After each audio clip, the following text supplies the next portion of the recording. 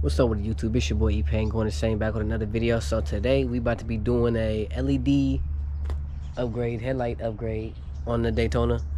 I already got everything laid out for y'all, so I'm about to just show y'all what we about to do and get into the video. Yes, sir. So this is what we got. Now I have already installed these. I just hella forgot to record, so I will just show y'all the steps on to install these. I mean, I'm pretty sure I know for a fact that y'all seen videos on how to install these, but I will show y'all the easy way to install it without turning your car on and turning of the wheel or jacking the car up, taking the wheel off, or doing all that filly-fally stuff under the fender that you gotta stick your hand through there and do all that bull crap. So, and without doing all that, I will show y'all how to get this done.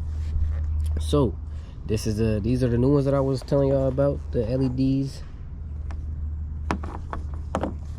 They seem bright, but I haven't really drove at night because I don't really drive at night with this car, but to actually see it.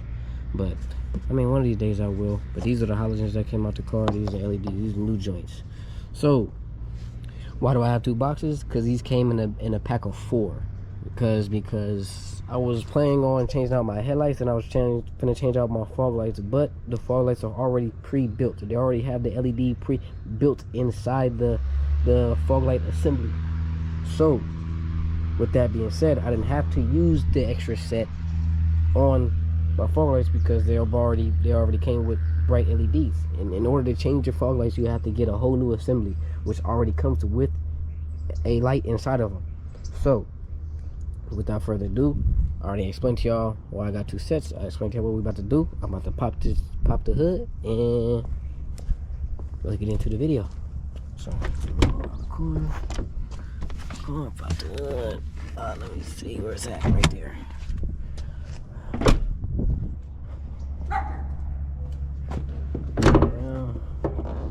There we go. There we go.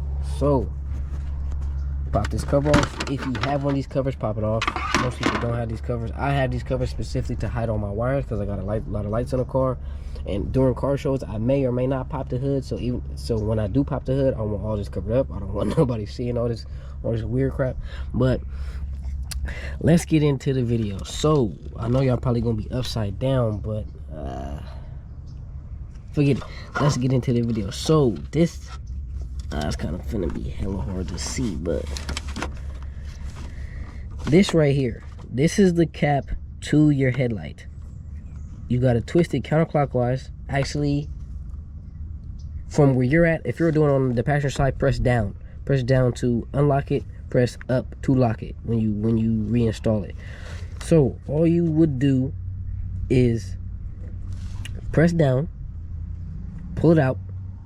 Your bulb will be sitting right there. Like as soon as you pull this out, your bulb will be sitting right there. It would be, so your bulb would be just like this, inside there, just like this. It would be sitting upside down. So you can turn it clockwise, or no, I won't let you turn it right. So you would turn it clockwise and then pull out. After you do that, pull out the wire. After you do that, grab your other one, connect the wire to that wire, shove the access wire down in because they have 2 holes. One hole they have specifically to where this goes into, boom, and locks in, and then they have the outer hole, which is for your DRLs, which I unplugged because I didn't need them. So there would be 2 wires. Well, for me it was 2 wires. For you it would only be 1, which would be the one that you would use to connect this. So I shoved both my wires down back into the housing back there. In there. So if y'all can't see this, it would literally be right here. The cap that goes over that's behind your headlights, that would be the cap that you take off, and that would be the cap that you will replace to replace your headlight bulbs. So with that being said, this side is a lot easier to get to because most people don't have that cover, and it's right there. Rather than sticking your hand way down there up to try to force it in, you're right here. And if you want, you can take this apart to get easier access. And let's say if you're a bigger dude and you need more room, then you can take this apart, but that's just extra work. I didn't really need to do that, nor did I want to do that, so I just did what I did. So like I was saying, take this out. This would be facing downwards like that, you would twist it, pull out, unplug it, plug this one in, boom, shove the other excess into the hole below it, because there's 2 holes. And then you would same way, so you got to follow these prongs that's on the side. So the same way these prongs are, which would be upside down like this, would be the same way you would follow with this one. So the small side of this one would be up, because the small side of that one was up, or down, so it would be like, so you would insert like this and twist until you would lock it in.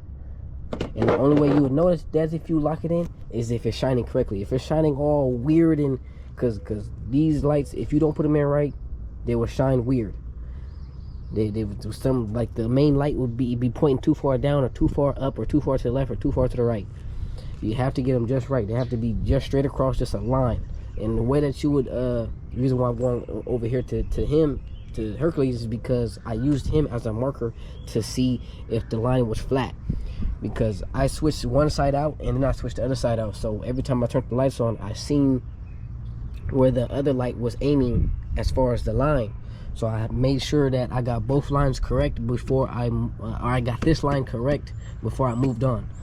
So, like I was saying before, counterclockwise, twist out, unplug, plug it back in, shove the wires down if you need to, upside down, because this won't tell you how to insert it. You would just have to be fiddling with it, just so your teeth can connect. So you do upside down, boom, and then twist, and it will be like that. You can't really see it through here because this is a projector. I mean, well, not that if that makes any difference, but even a regular reflector you would be able to see it, but for this you can't see it. But anyway, for this side, you would be removing your cold air intake. If you don't have one, you'll still be removing it. There's still going to be an air box right here, whether it's open or closed. So you would remove this, and yours would be literally right here. I don't want to take this off again, but then I kind of am going to have to take this off again to show y'all how to get to it. But this side is easier than that side, because once you take this off, you have more room. There's like a big old hole that's right here, because you can already see it right there. The hole just continues all the way across. So, and I can't even see it from right here either, because this is that light, that plug right there. That's your hazard lights and your blinker lights. So like if you want to turn left, the same thing on the other side. That would be your blinker lights. Those are already come factory LEDs, and that would be these lights. These are aftermarket. I added these, but these would be what you would be unplugging if you did unplug that cord right there, that wire right there. That's what you would be unplugging. And then your DRLs, like your day running lights, if you don't have LEDs like I do, and you want to unplug them, that would be in the same spot as when you unplug these ones. It would be in the same exact spot. So I'm afraid I'm gonna have to wrap up this video because my GoPro is about to die, and I will probably be adding on to this video, taking that off and showing y'all exactly what I'm talking about, just for the ones who need a little bit of better understanding. So as of right now, I'm gonna wrap it up, and then I'm gonna come back to y'all. Maybe I may or may not do it, but yeah, just the same thing you did on this side. I already explained what y'all to do on this side. Same thing you do on this side, you do on that side, but except you're taking your cover off if you have a cover, and then on this side you're taking your airbox off if you, well, of course you have airbox, but whatever airbox you have, whether it's open or closed, you're still taking it off. But if you don't want to do it that way, be my guest. Do it. Take your wheel off, jack the car up, turn the wheel, or however you want to do it, or however you know to do it best. This is just another way that I found out to do it, because I was not going to try to take off my wheel or jack the car up, or trying to turn on and turn off my car for no reason to turn the wheel, just to get easier access when I can do it this way. So with that being said, God bless y'all, God loves y'all. Thank you for tapping in. Stay tuned for the next video, and we out. Alright, YouTube. Came back on this side, about to show you how to disassemble all this and then get to your headlight. Bam. So what you gonna need is any type of wrench. Well, really you don't even need no wrench for this. It's just a you could just use a flathead screwdriver for this one. But if you do want to use a wrench or a wrench or a ratchet, it has to be a number 8 for this one, and then the same thing for this one, a number 8. And then yeah, you should be able to pull this thing right up out of there. We can move the mass airflow sensor, move your intake, move the housing, and then your headlight will be right behind there, or right inside there. So let's get to it. I can't even put y'all down nowhere, but I'll cut y'all back on when I get this situated. Let's get it. Alright, now that we got that off, you don't really have to take that hose off if you don't want to, the AC hose. Yeah, because you didn't need to, just to move it out the way.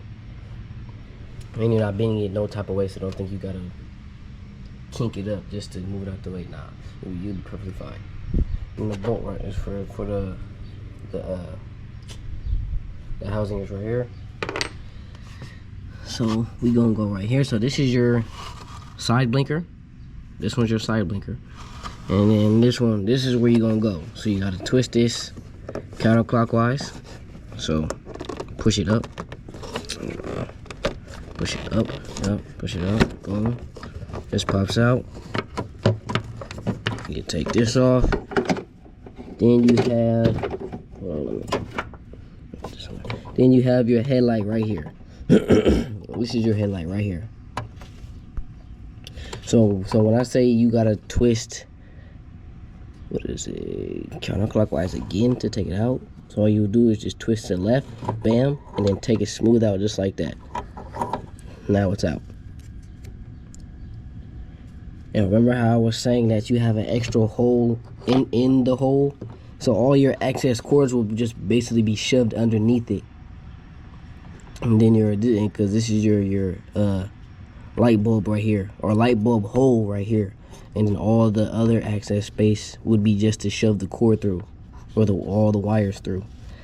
And then there was, I don't even know if I can find it now, but there was a wire or cord for your DRLs.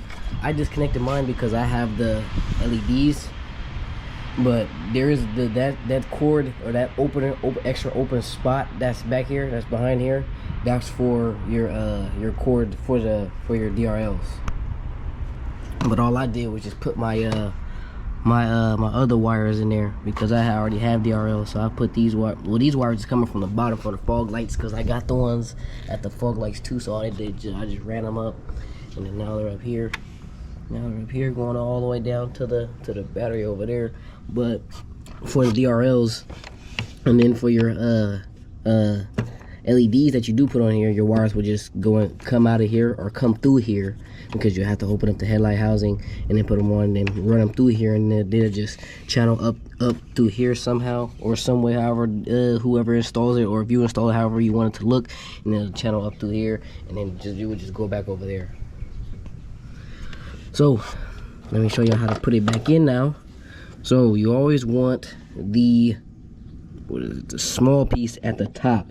I want the small part at the top. So you see the little nipple right there? That's the small part of the nipple, medium, and then the big one on that side. So we come over here. We find the fitment. Be gentle, because even though these clips are metal, you still don't want to break them. Be gentle. Find a clip and then twist it to you. That's how you know if it's locked in place. Twist it to you. So when you take them off, you twist them away from you, which is clockwise, and then you do counterclockwise when you put them back in. And then once it clicks, these ones aren't going to click because these aren't as big as the original ones. So you would just have to put it in this slot and then twist it and then try to pull out. If it doesn't pull out, then you're good. And then the only way you'll be able to check if the only way you'll be able to check and see if the lines are straight is this is how I did it. I closed my garage. Well, originally I was outside, but I closed the garage door. Actually, well, for y'all that's doing it in your garage, you can close your garage door. But for me, they on right now already. So for me, this is how I did it with the car. So I had my T6 in front at first. So then all I did was just measure it and make sure it was straight, just like how the other one is straight. See how they both straight? If it's not straight, you got something wrong. You gotta take that peck off and redo it. Because these are projectors, these aren't reflectors. So they'll only shine a certain way. So just a heads up. And that's how I did that. I'm pretty sure y'all already know how to turn on your lights, your headlights from inside there. And all that, so yeah. And that's how you install your headlights for both sides. And after you're done, put the dust cover back on. Put the dust cover back on. Then you do counterclockwise again when you put it in there. Boom. And then give it a snug. Make sure it's on there. Bam. And then every time I take this off or take my air filter off, well, not my air filter, but because I don't have one. Well, I do have one. I just don't run it with it on. But whenever you take the housing off for your intake, I always clean the bottom of the rim, clean the bottom of the tube, and then also the insides of them. So that way, if there is any dirt or contaminants or let's say water, if you're in one of those climates, that it doesn't get sucked into the engine, and that's bad. Water in the engine is bad. Air, you want all that air, but dirt, you do not want no dirt or water in the engine. But yeah, that's it for this video. I appreciate y'all for watching. Stay tuned for the next video. God bless y'all. God loves y'all. And we out.